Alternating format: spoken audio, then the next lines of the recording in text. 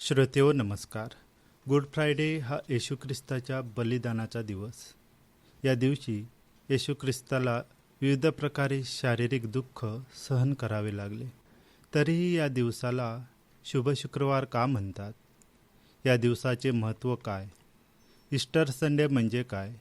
याविषयी माहिती देण्यासाठी आज आकाशवाणीच्या स्टुडिओमध्ये आले आहेत कोकणी नाटकाचे दिग्दर्शक आणि लेखक एडविन डिसोजा. एडविनजी नमस्कार. नमस्कार. आज मी आपल्याला शुभ शुक्रवार गुड फ्रायडेबद्दल थोडीशी माहिती देतो. मित्रांनो, प्राचीन काळात परमेश्वराचा आशीर्वाद मिळवण्यास होम किंवा प्राणी पक्ष्यांचे बळी दिले जायचे. पण येशू ख्रिस्ताने मानवजातीला पापमुक्त करून स्वर्ग प्राप्त करून देण्यास शुक्रवारच्या दिवशी क्रूसवर आपला स्वतःचा बळी दिला आणि म्हणूनच त्या शुक्रवारला पवित्र शुक्रवार, चांगला शुक्रवार, गुड फ्रायडे असं म्हटलं जातं. येशूच्या प्राणापेक्षा इतर कुठचंच बलिदान श्रेष्ठ नसल्याने त्या दिवसापासून ख्रिश्चन धर्मामध्ये प्राणी, पक्षी व भूतलावरची इतर कुठचीच गोष्ट देवाला अर्पण म्हणून केली जात नाही. मना सज्जना भक्ती पंथेची जावे, तरी श्रीहरी पाविजे तो स्वभावे. जने निंद ते सर्व सोडून द्यावे, जने वंद्य ते सर्व भावे करावे. महान कवी आणि साहित्यिक रामदास स्वामी आपल्या मनाचे श्लोक या कवितेत म्हणतात, भक्तिमार्गाने गेल्याने परमेश्वर सहज प्राप्त होतो. लोकांकडून निंदा होईल अशा गोष्टी सोडून द्यावी आणि जे वंदनीय आहे ते भक्तिभावाने करावे. मित्रांनो, आजच्या आधुनिक युगात हे शक्य आहे का? मीच मोठा, सर्व अधिकार माझाच, माझ्यासारखा आणि कोणी नाही, मीच जिंकणार, मी मलाच याच्या व्यतिरिक्त मनुष्य विचार करतो का? आणि शेवटी काय? मरणाच्या दारात पोचल्यावर राजासुद्धा भिकारी होतो. मरणाने पूर्ण विराम मिळतो. जे काय मीपणाने कमावले त्याचं आता काय करायचं? इतरांना दिलेल्या त्रासाचा पाप कुठे फेडायचं?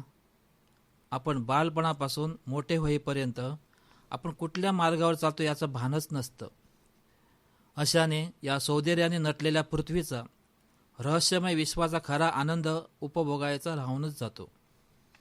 जीवन बदला, चांगले जीवन जगा आणि पुन्हा पाप करू नका, अशी शिकवण देण्यास देव आपल्या पुत्राला या भूतलावर पाठवतो. त्यासाठी त्याला क्रूसवर आपला बळी द्यावा लागतो. देवाचा पुत्र होता तो, म्हणूनच तो मेल्यानंतर तिसऱ्या दिवशी पुन्हा जिवंत झाला. त्याची शिकवणी स्वीकारून त्याप्रमाणे चालतो तोच खरा ख्रिस्ताचा अनुयायी होऊ शकतो. आमची पापे आपल्यावर घेतली म्हणजे नक्की काय केलं? तसं करून आम्हाला स्वर्ग कसा काय प्राप्त होतो? येशू ख्रिस्त खरोखरच देवाचा पुत्र होता का? तो चांगले शिकवायचा, आजारी रोगी लोकांना रोगमुक्त करायचा, चमत्कार करायचा, मेलेल्यांना जिवंत करायचा. तर मग अशा अतिफायद्याच्या व्यक्तीला कोण, कशाला आणि का मारेल? आणि जो तो खरंच देवाचा पुत्र होता तर तो यातून आपली सुटका का करू शकला नाही? तो खरोखरच पुनर्जीवन झाला का? असे एक नाही अनेक विचार आमच्या मनात आहेत. याचे सर्व उत्तर बायबल नवीन करार म्हणजेच नवीन कायदा, बायबल न्यू टेस्टामेंट यात वाचायला मिळतात. येशू संगती असणाऱ्या त्याच्या शिष्यांनी आणि लोकांनी येशूचे जीवन, मरण आणि पुनरुत्थान अनुभवलेले होते, जवळून पाहिले होते आणि त्यांनीच ते येशूच्या पुनरुत्थानानंतर सर्वदूर पसरवले. आणि त्याच जवळच्या काळात मत्तय, मर्कुस, लुका, योहन्ना, मॅथ्यू, मार्क, लूक, जॉन या संतांनी ते लिहून ठेवले आहे, ज्याला आपण शुभ वर्तमान म्हटले जाते. ते आज आपल्याला प्रत्येक भाषेत बायबलमध्ये वाचायला मिळतं. आज जगाची खूपच क्रांती झाली आहे. मनुष्य चंद्रावर पोचला आणि मानव उपयोगी असे अनेक शोध लागले. त्यामुळे भौतिक सुखाने परमेश्वरावरील विश्वास कमीच व्हायला लागला. विश्वाच्या निर्मितीपासून पाप घडत आलंय. प्रथम निर्मित मानव आदाम आणि हव्वा यांच्या स्वार्थाने प्रथम पाप घडलं. हे सर्व नंदनवन तुझ्यासाठी आहे, फक्त ते एका झाडावरील फळ तू खाऊ नकोस, असं केल्याने तू मरशील, ही देवाची आज्ञा त्यांनी मोडली. ते फळ त्यांनी खाल्लं. जे सर्व फुकट दिलं होतं ते आता देवाने काढून घेतलं आणि काम करून जीवन जगण्याची शिक्षा मिळाली. वाईट मार्ग सोडून या नंदनवनात मानवाने आनंदाने राहावे यासाठी शिक्षा दिली. एवढं समजावून सुद्धा जेव्हा मानव पुन्हा पाप करीत गेला तेव्हा परमेश्वराने 40 दिवस आणि 40 रात्र पाऊस पाडून जग बुंटे आणली. बायबल उत्पत्ती 7:4. आणि पुन्हा मानवाला शिक्षा केली. पण देव करुणामय असल्याने देवाने नोहा या नीतिदार व्यक्तीची निवड केली, ज्याच्याद्वारे काही सजीव जातीचे या जगबुडतीमधून देवाने रक्षण केलं. देवाला पण दुःख झालं आणि पुन्हा असं मी कधीच करणार नाही म्हणून त्याने मानवाशी करार केला. बायबल उत्पत्ती 9:15. पण मानव कुठे सुधारतो? तो देवाने दिलेल्या शिक्षा विसरतो आणि पुन्हा सैतानाचाच होतो. परमेश्वराची एकच इच्छा, मी परमेश्वर एकच आहे, माझं ऐका आणि चांगलं जीवन जगा. अशाने तुम्हाला या नंदनवनाचा आनंद उपभोगता येईल आणि स्वर्गप्राप्ती होईल. मानवाला यापुढे शिक्षा करणार नाही म्हणून देवाने करार केलेला होता.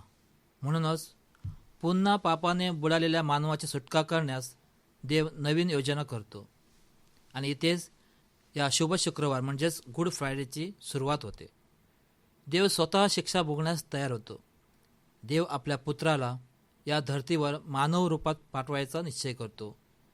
त्याचा पुत्र मानवाला तारण देण्यास येणार आणि आमच्या पापांसाठी आपला बळी देणार. हे वेगवेगळ्या संदेशाद्वारे देव मानवाला येशूच्या येण्या अगोदरच कळवितो. हे आपण बायबलमध्ये जुना करार, जुने नियममध्ये पाहतो. मोशे, अब्राहम, यशया, दानियल असे अनेक लहान मोठे संदेष्टे येऊन गेले, ज्याने एकाच देवावर विश्वास ठेवला, मानवाचं कल्याण केलं आणि काहींनी येणाऱ्या देवाचा पुत्र मसीहाबद्दल भाकितपण केली. येशू या भूतलावर जन्म घ्यायच्या काही काळ अगोदर आलेला संदेष्टा म्हणजे योहान, जॉन द बॅप्टिस्ट. तुमचे अंतःकरणे व जीवने वाईटाकडून चांगुलपणामध्ये बदला, म्हणजे जीवन बदला, कारण स्वर्गाचे राज्य जवळ येत आहे. मत्तय 3:2.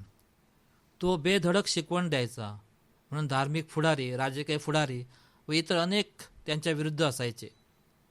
यानंतर येशू ख्रिस्त म्हणजे मसीहा, येशू मसीहा मानवाचं तारण करण्यास या भूतलावर एके कुमारी मारियाच्या पोटी जन्म घेतो.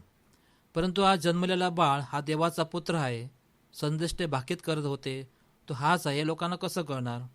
तर असं आहे, देवदूताने येऊन मारियाला सांगितलं की देवाचा पुत्र तिच्या उदरी जन्म घेणार. पुरुषाशी संबंध नसताना पवित्र आत्म्याद्वारे असं घडून येईल. हे व असे अनेक दाखले येशू हा देवाचाच पुत्र आहे याबद्दल बायबलमध्ये वाचावयास मिळतात. यशया 7:14, यशया 9:6-7, मत्तय 2:15. मग या चांगल्या व चमत्कार करणाऱ्या देवपुत्राला मारायचं कारण काय? कोणी मारला त्याला? 30 वर्षाचा होईपर्यंत येशू देवमंदिरात जायचा, वडिलांबरोबर सुतारकाम करायचा, लोकांमध्ये मिसळून चांगले गुण आत्मसात करायचा, लोक जीवनाचे बारकाईने अवलोकन करायचा, वगैरे वगैरे. जीवन बदलण्याची खुणा म्हणून येशू डोकं पाण्यात बुडवून बाप्तिस्मा घेतो. पाणी हे मळ साफ करणे आणि नवीन जीवन देणे याचं प्रतीक आहे. जो कोण वाईट जीवन सोडून नवीन जीवन स्वीकारण्यास तयार असे तो हा बाप्तिस्मा घ्यायचा. त्यानंतर आपल्या कार्याची सुरुवात करताना येशूने 40 दिवसांची खडतर तपश्चर्या केली.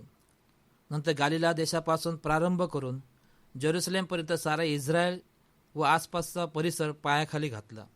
त्याने आपल्याबरोबर 12 शिष्यांची निवड केली, जे हुशार किंवा धनवंत नव्हते, तर गरीब कष्टकरी लोक होते. यहुदी लोकांच्या सभास्थानातून, शेतामळ्यातून, गल्लीबुळातून तो देवराज्याची शिकवण देत फिरला. त्याच्या शिकवणीला मिळणारा जनतेचा उत्स्फूर्त व प्रचंड प्रतिसाद पाहून प्रस्थापितांचे पित्त खवळले. शास्त्री, परुषी, सदुकी, हेरोदीय, मुख्य याजक, वडीलजन याने त्याला त्याच्या शब्दात पकडण्याचा प्रयत्न केला. कोणती शिकवण होती ती? धर्माची नाही, माणसाने कशा पद्धतीने चांगले जीवन जगावे व दुसऱ्याला कसं जगायला द्यावे याबद्दल दैविक अधिकाराने शिकवायचा. येशूने अनेक लोकांना चमत्काराने बरे केले. आंधळे पाहू लागले, पांगळे चालले, कुष्ठरोगी शुद्ध केले गेले, बहिरे ऐकायला लागले, मेलेले उठविले, अनेक प्रकारचे आजार बरे केले. परंतु फक्त रोगमुक्त व इतर चमत्कार करणे हे त्याचे काम नव्हतं. तसं असतं तर त्याने सर्वांना रोगमुक्त केलं असतं आणि सर्वांना जिवंत केलं असतं. मग येशू चमत्कार का करायचा? देवाच्या गौरवाच्या प्रकटीकरणासाठी, त्याच्या पुराव्यात्मक मूल्यासाठी, तसंच आपली शिकवण लोकांनी आत्मसात करून जीवन बदलावं यासाठी आणि देवावर विश्वासणाऱ्यांना देव विसरत नाही याची कबुली देण्यासाठी चमत्कार करायचा. वा, काय ती शिकवण येशूची. लोक मंत्रमुग्ध व्हायचे.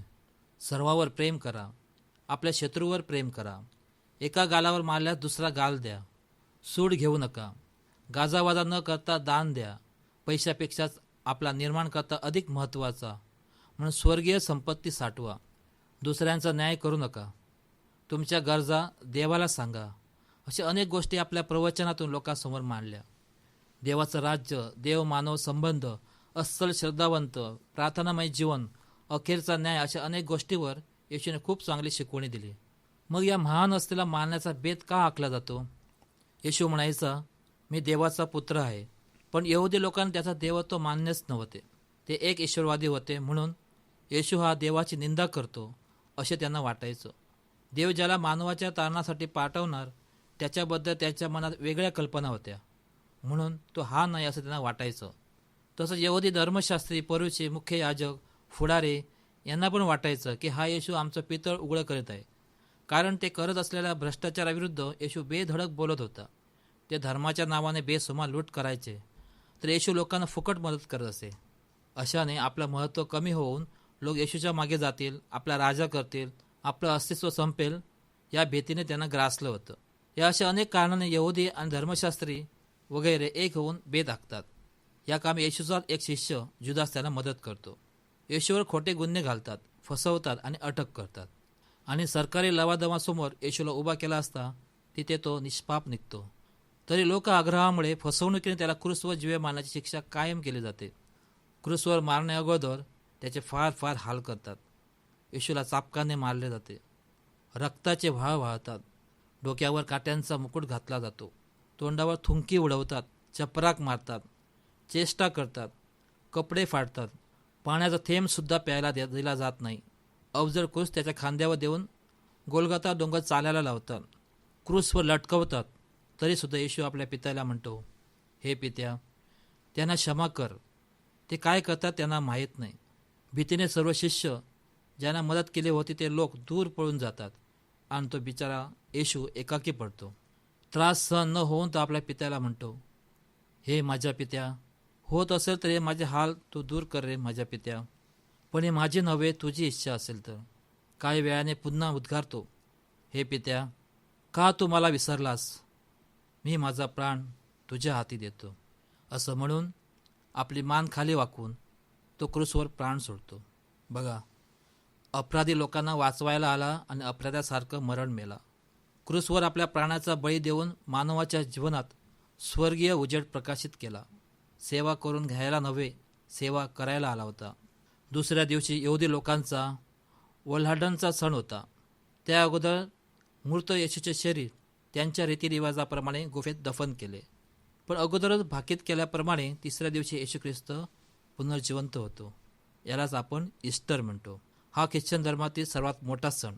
जीवन झाल्यानंतर 40 दिवस येशू आपल्या शिष्यांना व इतर लोकांना भेट देत असतो आणि 40व्या दिवशी तो शिष्यांच्या डोळ्यादेखत वर स्वर्गात जातो आणि 50व्या दिवशी स्वर्गातून आपला पवित्र आत्मा त्या शिष्यावर पाठवतो. त्या पवित्र आत्म्याने शिष्यांना बळ मिळते आणि चमत्कारिकपणे इतर भाषा बोलायला येऊ लागतात. त्याच आशीर्वादाने ते येशूची शिकवण सर्व दूर पसरवतात आणि चमत्कार पण करतात.